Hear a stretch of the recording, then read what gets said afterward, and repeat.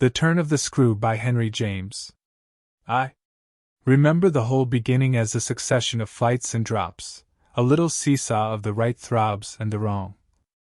After rising in town to meet his appeal, I had at all events a couple of very bad days, found myself doubtful again, felt indeed sure I had made a mistake.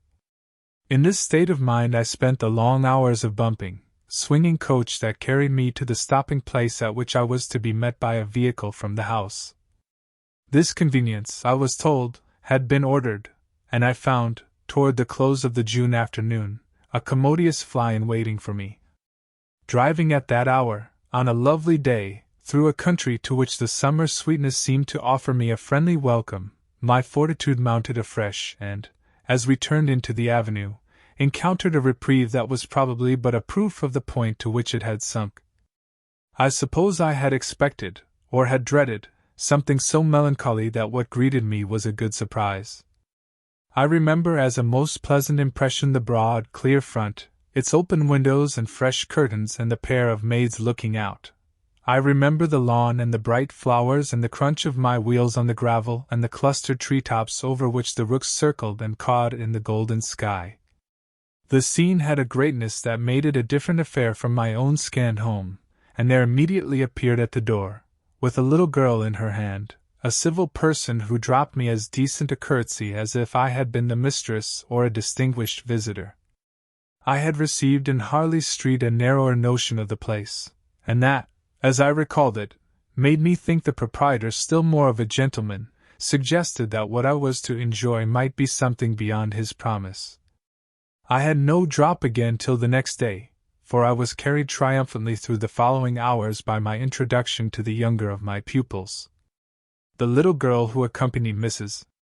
Groves appeared to me on the spot a creature so charming as to make it a great fortune to have to do with her. She was the most beautiful child I had ever seen, and I afterward wondered that my employer had not told me more of her. I slept little that night, I was too much excited, and this astonished me, too, I recollect, remained with me, adding to my sense of the liberality with which I was treated. The large, impressive room, one of the best in the house, the great state bed, as I almost felt it, the full, figured draperies, the long glasses in which, for the first time, I could see myself from head to foot, all struck me, like the extraordinary charm of my small charge, as so many things thrown in. It was thrown in as well, from the first moment, that I should get on with Mrs. Groves in a relation over which, on my way, in the coach, I fear I had rather brooded. The only thing indeed that in this early outlook might have made me shrink again was the clear circumstance of her being so glad to see me. I perceived within half an hour that she was so glad, stout, simple, plain, clean, wholesome woman, as to be positively on her guard against showing it too much. I wondered even then a little why she should wish not to show it, and that, with reflection, with suspicion, might of course have made me uneasy.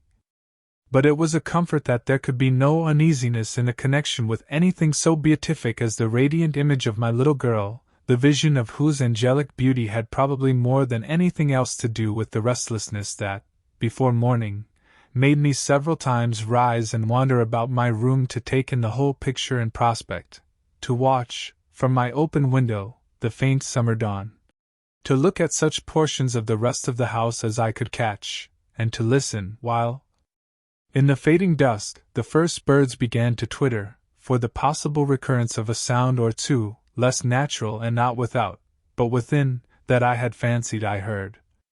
There had been a moment when I believed I recognized, faint and far, the cry of a child.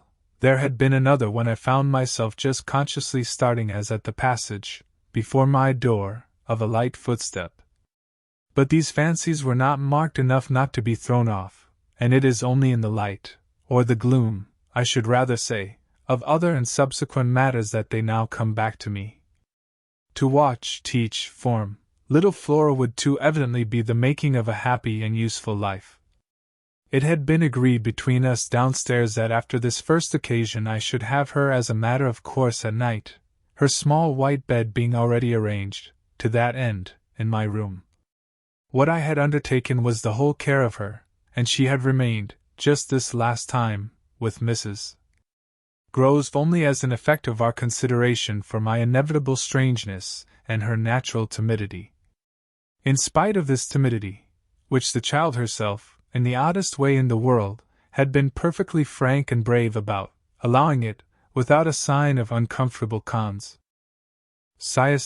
with the deep, sweet serenity indeed of one of Raphael's holy infants, to be discussed, to be imputed to her, and to determine us, I feel quite sure she would presently like me. It was part of what I already liked Mrs. Grove herself for, the pleasure I could see her feel in my admiration and wonder as I sat at supper with 4 tall candles and with my pupil, in a high chair and a bib, brightly facing me, between them, over bread and milk. There were naturally things that in Flora's presence could pass between us only as prodigious and gratified looks, obscure and roundabout allusions.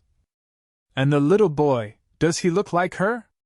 Is he too so very remarkable? One wouldn't flatter a child. Oh, miss, most remarkable. If you think well of this one. And she stood there with a plate in her hand, beaming at our companion, who looked from one of us to the other with placid heavenly eyes that contained nothing to check us. Yes, if I do, you will be carried away by the little gentleman. Well, that, I think, is what I came for, to be carried away. I'm afraid, however, I remember feeling the impulse to add, I'm rather easily carried away. I was carried away in London. I can still see Mrs. Grove's broad face as she took this in. In Harley Street? In Harley Street. Well, miss, you're not the first, and you won't be the last. Oh, I've no pretension, I could laugh, to being the only one. My other pupil, at any rate, as I understand, comes back tomorrow? Not tomorrow, Friday, miss. He arrives as you did by the coach, under care of the guard, and is to be met by the same carriage. I forthwith expressed that the proper as well as the pleasant and friendly thing would be therefore that on the arrival of the public conveyance I should be in waiting for him with his little sister, an idea in which Mrs. Grove concurred so heartily that I somehow took her manner as a kind of comforting pledge, never falsified, thank heaven, that we should on every question be quite at one. Oh, she was glad I was there. What I felt the next day was, I suppose, nothing that could be fairly called a reaction from the cheer of my arrival. It was probably at the most only a slight oppression produced by a fuller measure of the scale, as I walked round them, gazed up at them, took them in, of my new circumstances. They had, as it were, an extent and mass for which I had not been prepared and in the presence of which I found myself, freshly, a little scared as well as a little proud. Lessons, in this agitation, certainly suffered some delay. I reflected that my first duty was, by the gentlest arts I could contrive, to win the child into the sense of knowing me. I spent the day with her out of doors. I arranged with her, to her great satisfaction, that it should be she only, who might show me the place. She showed it step by step and room by room and secret by secret, with droll, delightful, childish talk about it, and with the result, in half an hour, of our becoming immense friends. Young as she was, I was struck throughout our little tour, with her confidence and courage with the way, in empty chambers and dull corridors, on crooked staircases that made me pause and even on the summit of an old machicolated square tower that made me dizzy, her morning music, her disposition to tell me so many more things than she asked, rang out and led me on.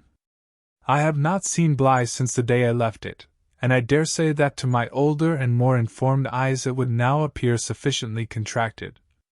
But as my little conductress, with her hair of gold and her frock of blue, danced before me round corners and pattered down passages, I had the view of a castle of romance inhabited by a rosy sprite, such a place as would somehow, for diversion of the young idea, take all color out of storybooks and fairy tales. Wasn't it just a storybook over which I had fallen a doze in a dream?